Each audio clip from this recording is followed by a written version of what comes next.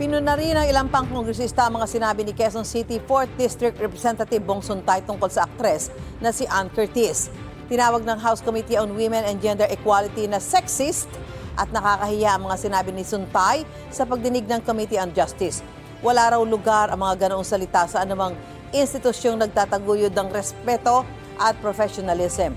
Para naman kay Gabriela Party List Representative Sara Elago, kabastusan ang pagbabahagi ni Suntay ng kanyang imahinasyon tungkol sa isang babae.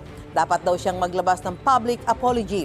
Dismayado rin si Quezon City Mayor Joy Belmonte dahil sa naman daw si Suntay sa mga nooy konsehal na nagpasa ng Gender and Development Code sa lungsod. Dapat daw humingi si Suntay ng paumanhin, maging accountable sa kanyang mga sinabi at maging kagalang-galang na public official. Sisikapin pa namin kunin ang pahayag ni Ann Curtis. Igan, mauna ka sa mga balita, mag-subscribe na sa GMA Integrated News sa YouTube para sa iba't ibang ulat sa ating bansa.